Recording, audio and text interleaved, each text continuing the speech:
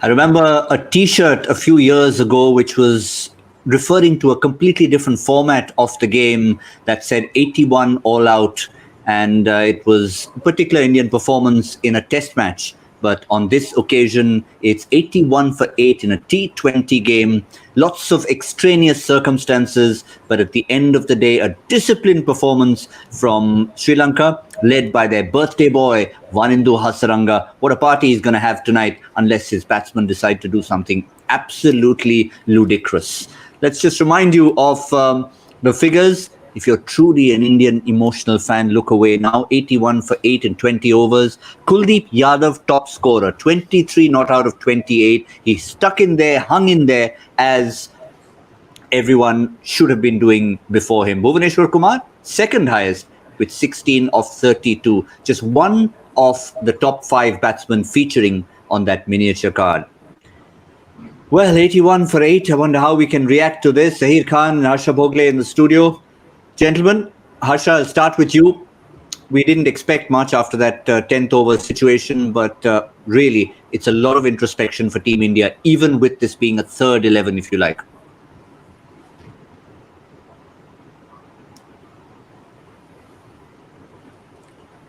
Harsha, before you proceed, much like the first 5 Indian batsmen, they didn't have their mic switched on. Okay, go to Zach while I sort that. Oh, you're sorted now. We can hear you. There you go. There you go. I'll tell you what, all my life, people have tried to mute me, but I have fought back. All right, Zaheer, we'll start with you on this. We'll start with you on this. It's, as I said, it's one of those situations where despite having only 5 batsmen here, we were talking about a possible floater. We were saying, do they need to go aggressive? But they just didn't do the job.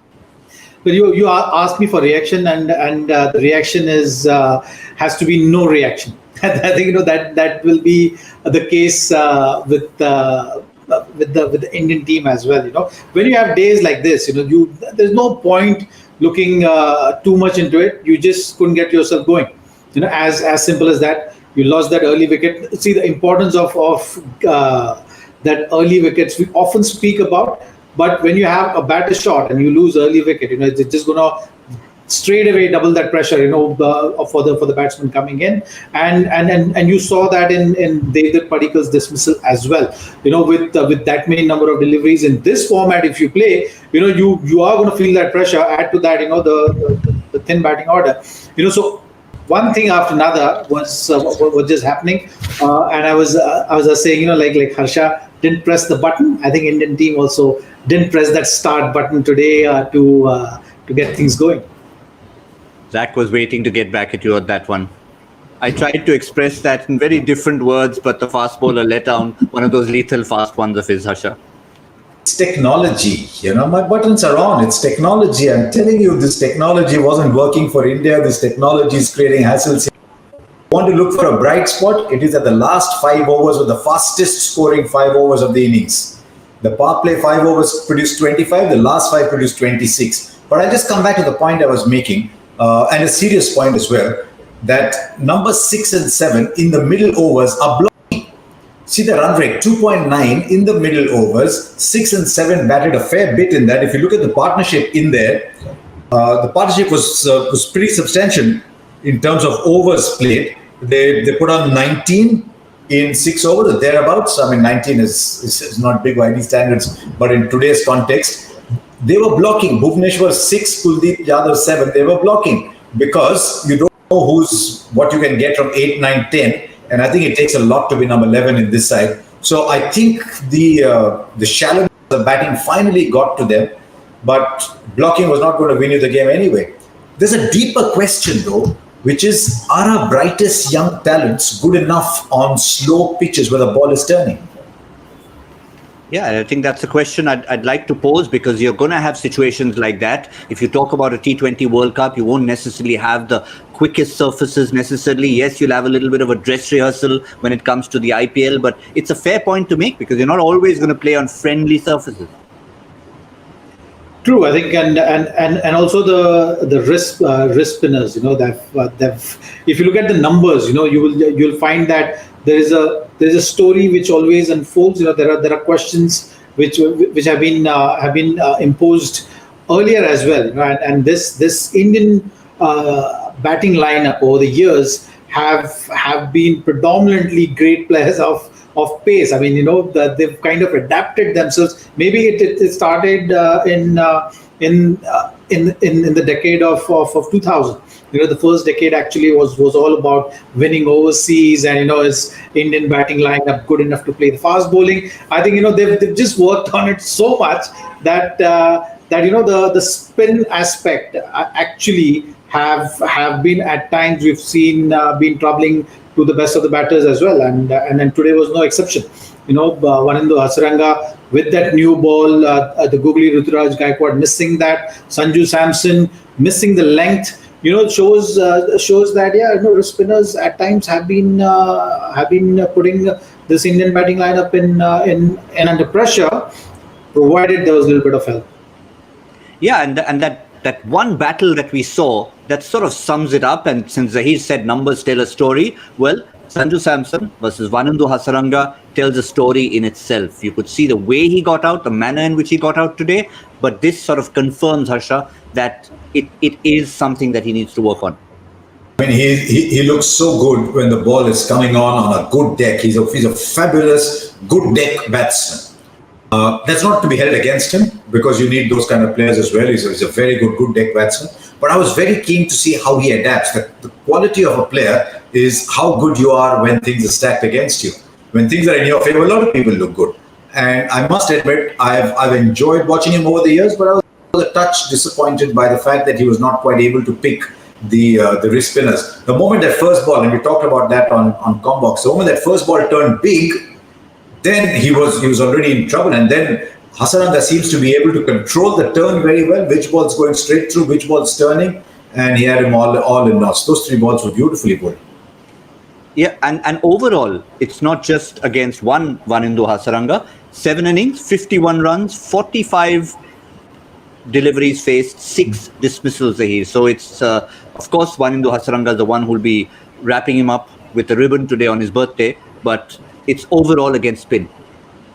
Well, if you look at all his good innings which he's played have been higher up the order, so that is something which has worked for Sanju Samson, and that in itself is telling a story. So usually, when the ball is new and hard, the pacers are bowling. You get your eye in, and once he's getting himself going, then after that it's easier for him to play against spin. It's not that he's done the damage against the spin bowling. He has been destructive against spin as well. But when he was already in his innings, he's already in the flow of things, then that makes it easier for him. What Sri Lanka has figured out with him is that they're not giving him that pace when he's in. They are attacking him right away with spin. And if you look at this whole series, that's the way that Sri Lanka has evolved in terms of planning against Indian batters. The first match you saw Prithvi Shaw hitting those boundaries with the pace on, nicely using the pace, all the batters using the pace. But what has changed in this series itself is that Sri Lankan team has been opting out for spin options more, and that has something which has worked, which also says that the Indian batters are not able to cope up with that kind of a change. Well, if you just look at how much time he's had to get in there, since his first dismissal, he's only faced 16 deliveries more. So whether it's about Sri Lanka being, using the right strategy, and I think Prithvi Shaw was a perfect example given by Zaheer. We saw Prithvi Shaw dominate the quick bowlers. They quickly adjusted. Yes, a match too late, but they quickly adjusted, Harsha. And Sanju Samson hasn't had a chance to show his wares against the bowling he likes. I've got a theory about young batsmen all around the world, in that they're so used to playing the straight ball that when the ball swings or when it goes off the straight, all batsmen are in trouble. I mean, when the ball is swinging, show me a batsman who's comfortable anyway. But we're seeing that when the ball turns and when the ball swings, most batsmen around the world are in trouble. That also explains why the wrist spinners are getting a lot of wickets everywhere they go.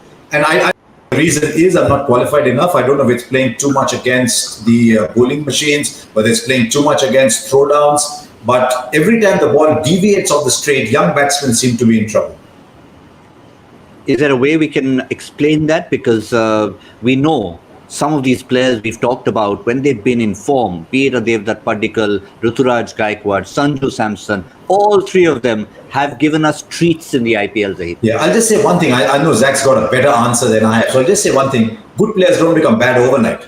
They go through a little phase. Good players don't become bad overnight, and these are good players. They've been picked in this side because they're good players. They've come up with a problem that was maybe not in the syllabus, maybe a little something they're not prepared for, but good bad overnight. These players will become good again. There's no doubt in my mind. But at the moment, they're facing a challenge that they were not geared for. I think it has got to do with the percentage of good tracks they've been getting. You know, so usually you don't have to worry too much about because say 85% of the times you are going to be playing on the good tracks. You know that maybe 1 in 10 game you will get that track, and that one inning you don't really want to think about because you want to keep that mindset going. You know, which is also fine, but that invariably what it's doing. You know, it's something which has been working for you. You don't really want to put too much. If they have to adapt it, so the percentage of this kind of track they're playing on goes higher, they will soon understand that, okay, you know, how to adapt their game to it. And currently, you know, just the percentage of good wickets is in their favor for them to really be thinking about it or giving it too much attention at the moment. Now, with the second innings set to resume fairly shortly, you don't want to clutch at straws, and yet you want to continue to be optimistic. If Sri Lanka's spinners could do it, India still have quality spin in their lineup. So yes, it's not a lot of runs on the board. You would like maybe 120 at least under the circumstances. But there should still be hope, Harsha, to try and just rattle 3 out in the first 5 overs. Sri Lanka's number 9 today is Chamika Karunaratne, who would probably have batted 6 if he was playing for India. So that tells you the story in itself. So it's always good to be positive. If you're the bowling side, you've got to believe, because otherwise there's no point playing sport. You've got to believe that you can go do it. You've got to think, if I get 2 early wickets, let's put them under pressure, let's embarrass them. But it's going to be very, very difficult. If it does happen, it will go down as one of the great wins. It certainly will. Now, anything tactical you can see, Zaheer, that you can do, or just try and see what happened in that first 20 overs? Because the bowlers, remember, someone like Kuldeep batted for 25 deliveries. So he has got the surface, he's got the meat of the surface. But you'll see that intensity at the start for sure. You know, obviously you would want to see that. But you'll also see that, you know, in these kind of games, you tend to give up quicker than usual as well, and simply for the fact that, you know, when say Devdutt Padikkal or some other batsmen when they're batting, when you're setting up the total, you know, you feel that pressure of dot ball. You know, you feel that when you're not keeping up with the tempo of the game, because you want to set up the total, which is going to help you win the match or help your bowlers to defend the total. When you know, as a Sri Lankan batter right now, you can afford to play those dot balls. You know, that pressure is not going to mount on you because you know your target, and the target is relatively small. You just have to go at for just about 4 runs per over, or just over that. So you know that pressure is never going to build on them, and that is going to actually ease things for them. So yeah, for India, the outside chances, you know, maybe someone taking not a couple of bowlers taking a couple of wickets in 1 over, that kind of, you know, sets that panic in the dressing room, because only panic can make things happen here, and for that panic to set in when you have such a total, that panic needs to be set as early as possible. So it's a very, very distant chance we are talking about here. Distant, yes, but 5 for 3 can always be something that will trigger it off. Shikhar Dhawan talked about that togetherness. They've got an extra warrior in their side. Hopefully he will bowl for a start. Gautam, you should be talking about the economy. You are looking for brights. You must be talking about the economy. Well, it's when you find the bright spark, or you suggest a bright spark can happen, that the Sensex keeps going upwards. So that Sensex and the economy have no connection. I mean, you, with my little knowledge, I can understand that. So it's okay. Well, it should ideally, but anyway. It should. Yeah. Coming back to the cricket, no Sensex, no economy. What's your Sensex of what the Indian spinners need to do? Do they need to do anything different, or just utilize what they've seen while they were batting? Like I told you, you know, previous game I was saying, you know, just look at the bowling in isolation and here also you have to look at the bowling in isolation. I think the total you can't really talk about. How India is going to make the game out of it is only by picking those early wickets, and those wickets need to come very thick and fast. And that is something which we have to wait and see. If you are a really optimist person, then you can think that things are going to fall into place. But to me, I think this game is pretty much going one way from here.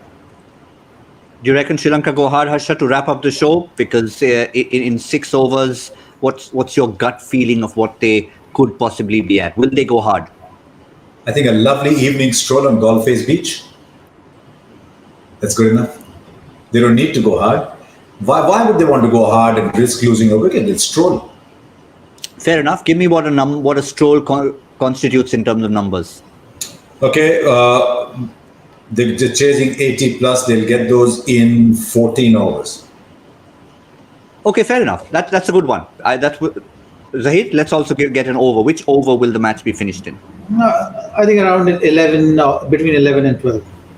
Okay, 11, 12, 14, 15th. So Harsha, 14th, 12th and 15th. That's what we got. That's where we think we will get it there. Just want to delay Hasranga's party a little bit, shall we say. But will that be an interesting few minutes ahead of us? Will we actually have a 10th over combox if the match is too close to that target of 82? We'll find out. So we'll either see you in the 10th over on Cricbuzz combox, or we'll see you at the end to wrap up the match and the entire series. We'll see you soon.